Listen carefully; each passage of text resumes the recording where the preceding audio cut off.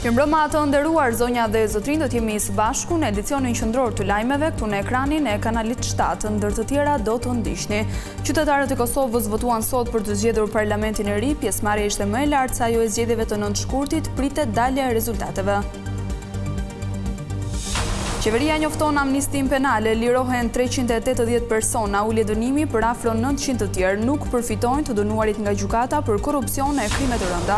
Kryeministri Edi Rama flet për hetimin e prokurorisë së posaçme ndaj Agjencisë Informacionit, akuzat janë të hatashme, por duhet pritur fjala e drejtësisë.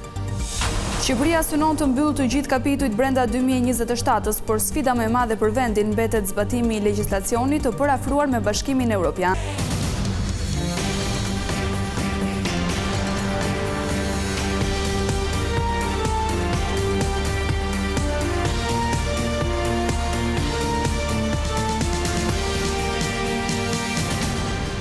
Vjem të njihemi më gjërësisht me zhvillimet kryesore të ditës.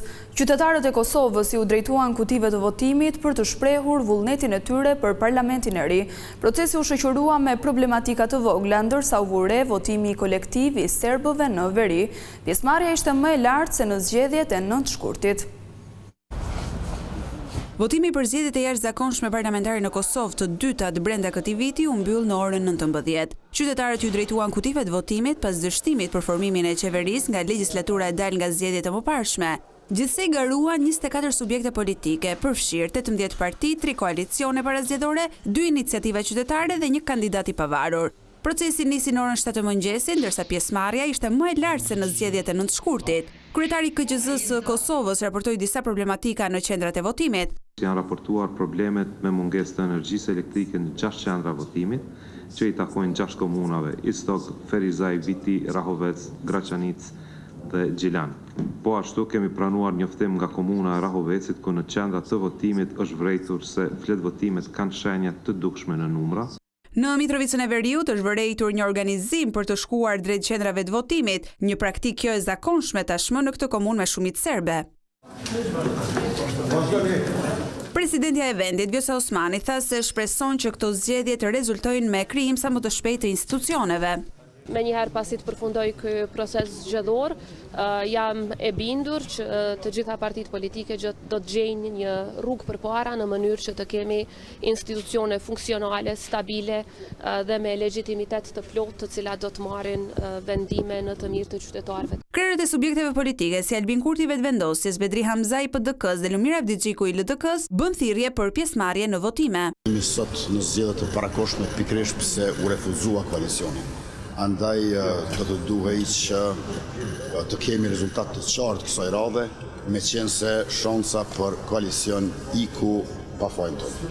Uroj që qytetarët e Kosovës në këtë ditë rëndësishme që përcakton fatin e 4 viteve të ardhshme tyre, të zgjedhin për zhvillim, për stabilitet, për të ardhmen euroatlantike të Republikës Kosovës, e të largohen nga zymësia, bllokada, përçarja që na ka shoqëruar në këto vite. Unë i ftoj gjithë qytetarët e Kosovës që të votojnë sipas bindjeve tyre të lira, sipas vullnetit tyre, dhe jam i bindur që kjo do të jetë një ditë e qetë, një ditë e mirë, ku qytetarët e Kosovës do të votojnë në mënyrë demokratike.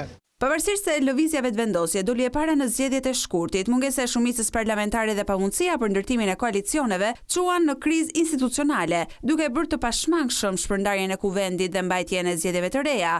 Këto zgjedhje karakterizohen edhe nga një fushat jashtëzakonisht të shkurtër, vetëm 10 ditë, e cila u zhvillua në një klim intensive politike, me fokus të madh në ekonominë, standardin e jetesës, integrimin euroatlantik dhe stabilitetin institucional. Procesi u monitorua nga Policia e Kosovës dhe vëzhgues ndërkombëtar, ndërsa rezultatet e para priten para orës 20.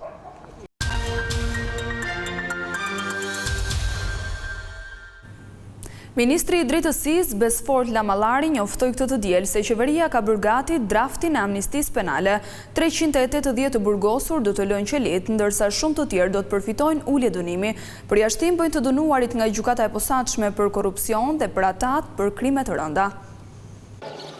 3 ditë para mbylljes së vitit, qeveria ka vendosur të bëjë amnisti penale për disa kategori të burgosurish. Nga vendimi që do të miratohet në Këshillin e Ministrave, rreth 380 persona do të përfitojnë lirim të menjëhershëm, ndërsa rreth 900 të tjerë ulje të dënimit. Numri real i përfituesve është edhe më i lartë, duke përfshirë këtu ata që përfitojnë nga pushimi i ndjekjes penale, si dhe masat alternative. Jam veçanërisht i lumtur që në këto kategori përfituesish përfshihen të mitur, gra dhe persona të dënuar për vepra me rrezikshmëri të ulët shoqërore.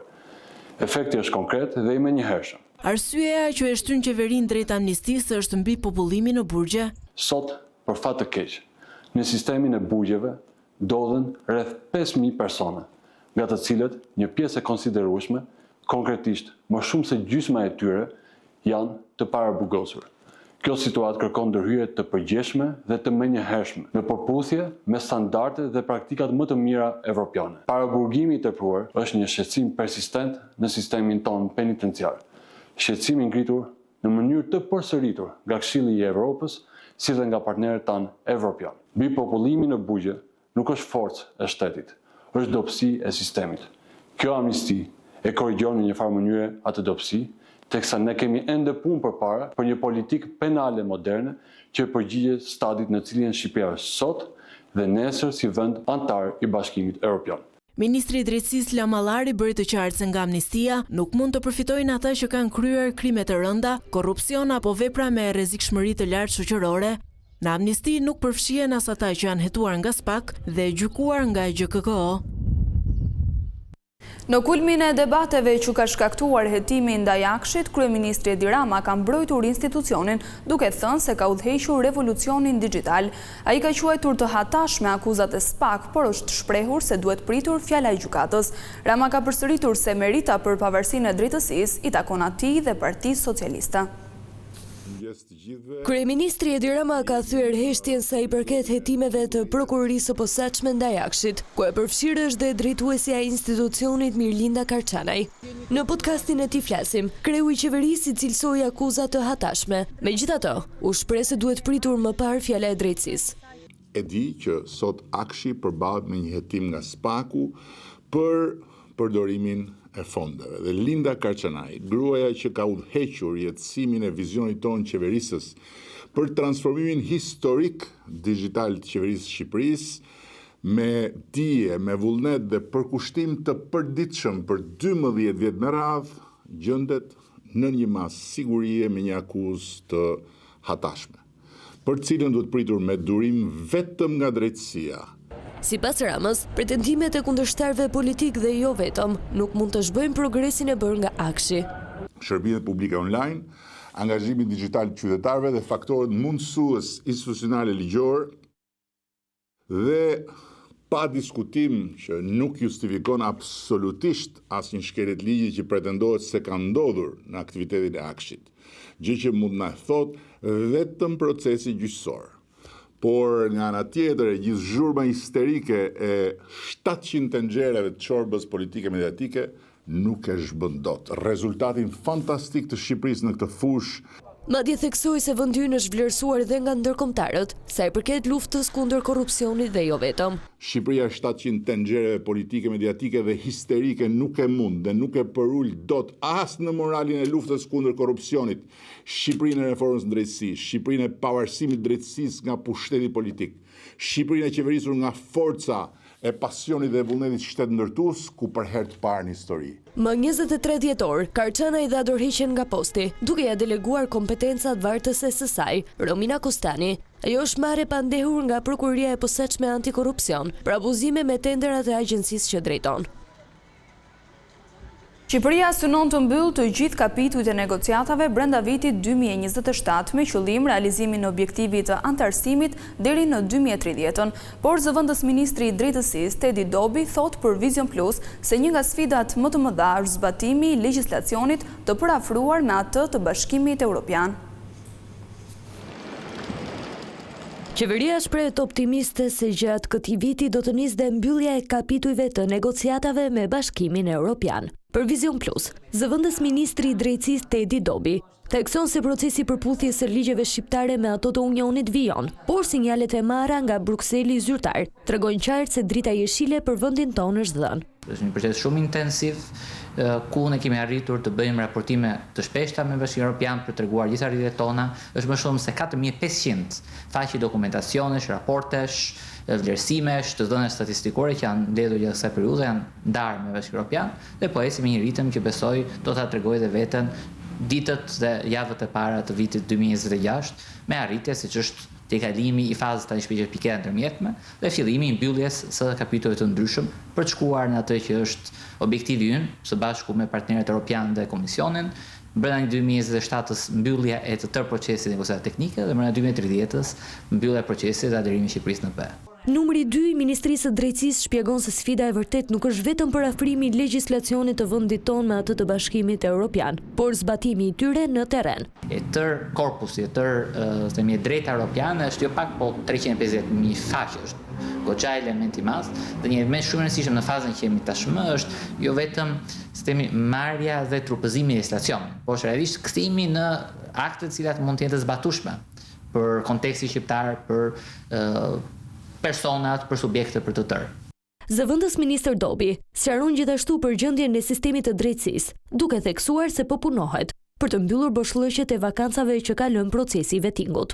Dhe në nivelin e ekspertizës më të mirë europiane dhe të Këshillit të Evropës përmjet CEPEJ-it, që është Komisioni Evropian për Eficiencën në Drejtësi, dhe në bashkëpunim me organet e pavarura dhe përgjegjëse për menaxhimin e sistemit gjyqësor të prokurorisë, pra prokurorin e përgjithshëm, KLP-n dhe sidomos Këshillin e Lartë Gjyqësor, KLG-n, për rritje e numrit të kandidatëve gjyqtar dhe prokuror, duke pas vetëm vitin e fundit 46 gjyqtar të rinj që janë shtuar sistemit pas kalimit të tërë fazave të shkollës magjistraturës, që realisht plotësojnë shumë nga vakancat. Ministria e Drejtësisë aktualisht po punon dhe sa i përket kodit të ri penal. Megjithatë, ky proces është ende në fazën e konsultimeve me aktorët ndërkombëtar dhe shoqërinë civile. Drafti është publikuar tashmë, por produkti final kërkon ende kohë.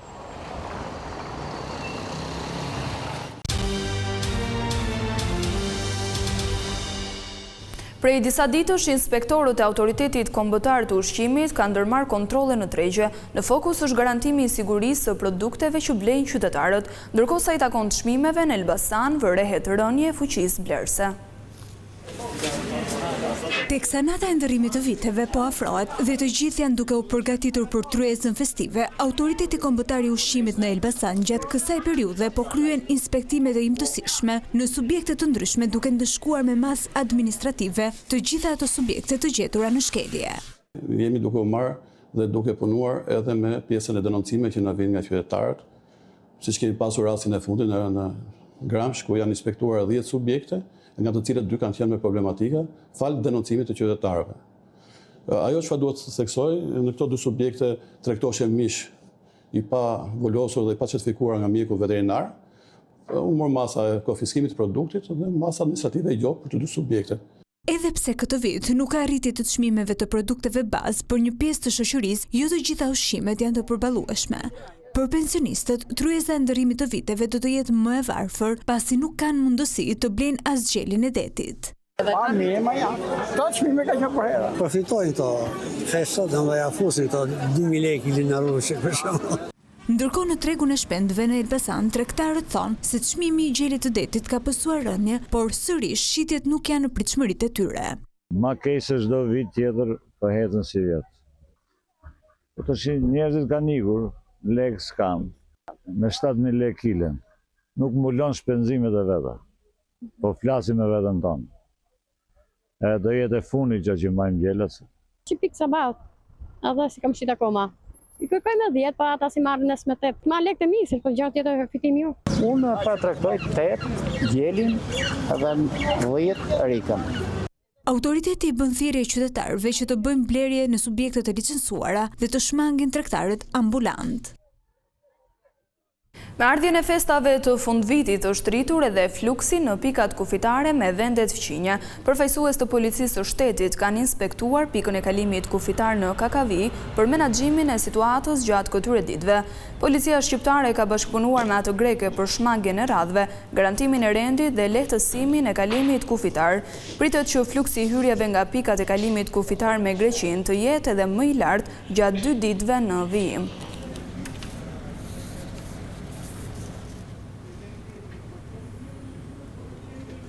Vendosja e çmimeve të referencës në dogana për mallrat konsiderohet e gabuar nga ekspertët. Ata thonë se cënohet parimi i ekonomisë së tregut, ndërsa në fund kostot do t'i paguajnë qytetarët. Qeveria ka ndryshuar rregullat për mënyrën se si dogana do të llogarisin vlerën e mallrave dhe automjeteve që futen në Shqipëri. Sipas Ministrisë së Financave, synohet që doganat të përdorin burime të përditësuara ndërkombëtare për çmimet e karburanteve, metaleve, ushqimeve dhe automjeteve, me qëllim shmangjen e deklarimeve me vlera më të ulta se ato reale.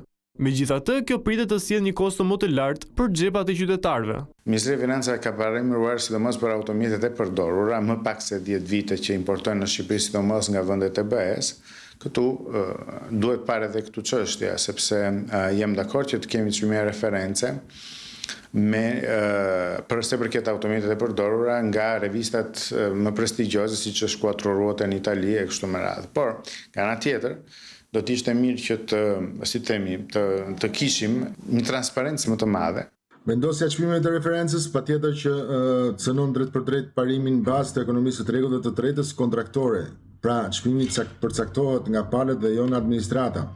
Kur kontrata ndërkombëtare ka çmim të fiksuar, ndërhyrja e doganës nuk është se ndryshon kontratën, por ndryshon zbatimin e saj, duke rritur virtualisht edhe barrën fiskale, të cilët është barrë që bie tek klienti final, tek personat fizik dhe shfaqëlloj në shtetës shqiptare. Sipas ekspertëve, këto ndryshime mund të cënojnë drejt për drejt kontratat që importuesit shqiptar kanë nënshkruar me furnitorët e tyre, duke sjellë çrregullime në treg. Nuk mundet që të pak ditë para vitit të ri të themi tani do i rrisim taksat dhe si pasojë të ndryshojmë gjithë ato që janë përqesjet e tregut dhe të havim jo pak probleme për importuesit e automjeteve. Dhe nga ana tjetër të shikojmë të ndërtojmë edhe në këtë sens një periudhë 2-3 vjeçare ku njerëzit të jenë të përditësuar në raport me vendimet tatimore. Edhe pse kanë çmime të negociuara dhe të firmosura dhe kontrata të firmosura me klientët e tyre, me furnitorët e tyre, patjetër që furnitori huaj nuk ka ndikim, por ndikimi është që ngarkohet detyrimisht çmimi final e cili do të dalë në treg. Dhe absolutisht diferenca nuk është se i faturohet furnitorit, por është një kosto që shkakohet direkt tek të themi blerësi final tek klienti shqiptar. Çmimet e referencës vendosen në një kohë kur Shqipëria po rrit gjithnjë më shumë varësi nga importet, çka e bën ndikimin e këtyre ndryshimeve edhe më të ndjeshme për tregun vendas.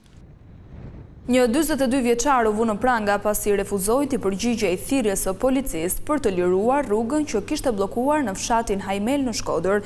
Jo vetëm që kundërshtoi uniformat blu, por 42 vjeçari pasi u kontrollua fizikisht, rezultoi se kishte edhe lëndë narkotike të llojit cannabis sativa. Ndërkaq gjatë kontrollit në shtëpi, policia i gjeti atij edhe një sasi municioni luftarak.